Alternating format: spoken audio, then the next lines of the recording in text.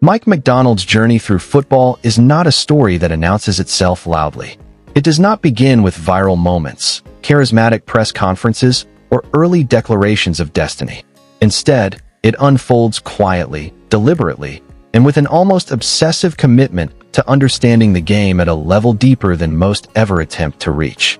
His rise reflects a fundamental truth about football that often gets overshadowed in an era of instant gratification. The sport rewards those who think, prepare, and adapt just as much as it rewards those who perform. From an early age, Macdonald's relationship with football was shaped less by spectacle and more by structure. Growing up in Georgia, surrounded by a culture that revered the game, he was exposed to football's intensity early on. But while many young players were captivated by touchdowns and tackles, Macdonald was drawn to patterns. He paid attention to alignments, tendencies, and the subtle shifts that changed the outcome of plays. Even as a youth, he viewed football not just as a physical contest, but as a living system, one that could be studied, decoded, and eventually mastered. His playing career never suggested future stardom. At the University of Georgia, Macdonald was not the athlete scouts obsessed over or the name fans chanted. His time on the field was modest, but it was invaluable. Being a role player forced him to see the game from a different perspective. He learned what it meant to prepare without guarantees, to contribute without recognition, to understand that football careers take many forms, and that some of the most influential figures never dominate the stat sheet. That realization became pivotal. When his playing days ended, Macdonald did not view it as a failure or an ending. He saw it as a transition. Coaching offered him what playing could no longer provide, a direct path to understanding the game in its entirety. He embraced the idea of teaching, learning, and building systems that empowered others. Macdonald's entry into coaching was defined by humility. He began at the lowest rungs of the profession, taking on roles that demanded long hours and offered little visibility. Graduate assistant, quality control coach, film analyst. These positions were rarely glamorous, but they were essential. They required attention to detail, reliability, and a willingness to work without applause. He thrived in those environments. Macdonald treated every assignment, no matter how small, as an opportunity to refine his understanding. He dissected film meticulously, charting tendencies, personnel groupings, and situational behaviors. He learned how offenses evolved week to week and how defensive adjustments needed to stay one step ahead. Over time, his preparation became a resource others leaned on.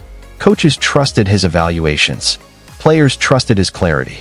One of Macdonald's defining characteristics emerged early. He did not simplify the game by dumbing it down. He simplified it by explaining it better. His ability to translate complex concepts into executable ideas separated him from peers. Players didn't just know what to do, they understood why they were doing it. That understanding created confidence, and confidence created speed. His move to the Baltimore Ravens organization marked a turning point. The Ravens' defensive culture is unforgiving. It is built on precision, accountability, and adaptability. Schemes are layered. Responsibilities are shared. Mistakes are exposed quickly. For Macdonald, it was the ideal laboratory. Under experienced defensive minds, he absorbed everything. He studied how the Ravens disguised coverages without sacrificing structure, how pressure packages were built to complement coverage, not replace it, how communication was prioritized as much as athletic ability. The Ravens' defense wasn't aggressive for aggression's sake. It was aggressive with purpose. That philosophy resonated deeply with Macdonald. As his responsibilities grew, so did his influence. He became known for his ability to game plan effectively against diverse offensive styles. Whether facing spread attacks, power run schemes, or mobile quarterbacks, his defenses were prepared. They anticipated tendencies rather than reacting to them. Quarterbacks hesitated. Routes were disrupted. Timing collapsed. What made Macdonald's approach particularly effective was balance. He resisted extremes. He didn't overload players with unnecessary complexity, nor did he oversimplify assignments. His defenses were adaptable without being chaotic. Players understood their roles within the broader structure, which allowed them to play instinctively rather than hesitantly. When Macdonald returned to college football in a major defensive coordinator role, the transition tested his philosophy. College offenses move faster. Rosters change constantly.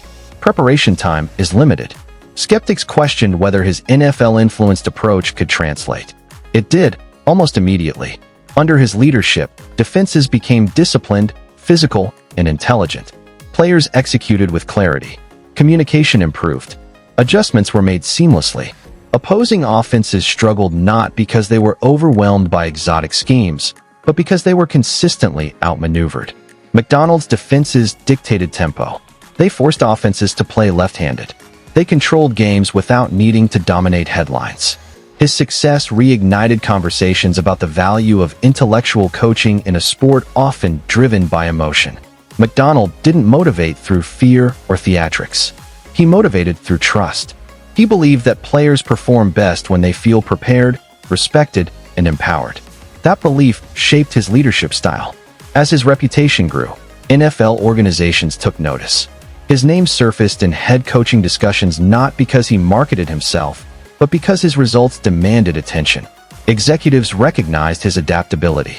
Players respected his honesty. Assistants valued his clarity. Stepping into a head coaching role required evolution. Defense was no longer the sole focus.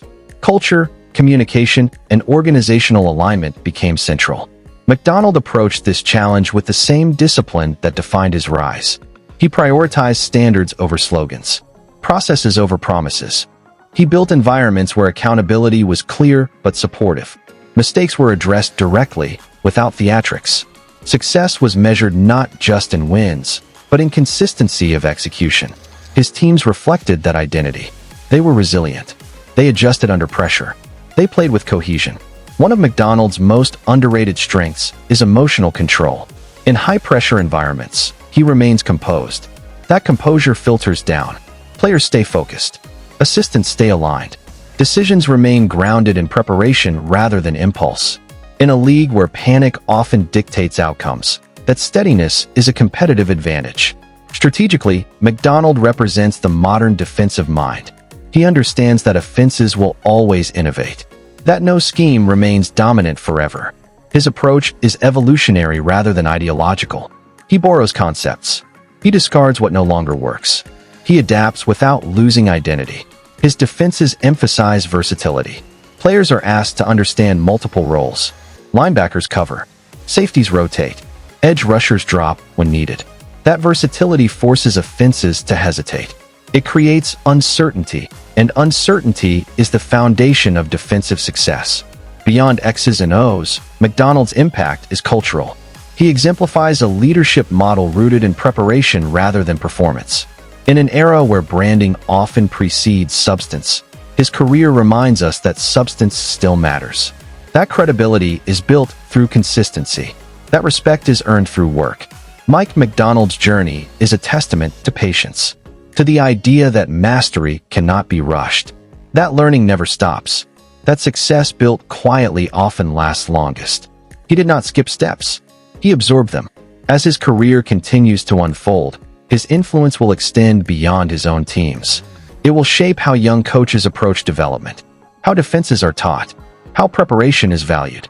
His legacy will not be defined by volume, but by impact. He stands as proof that football remains a thinking person's game, that intelligence creates leverage, that discipline outlasts hype.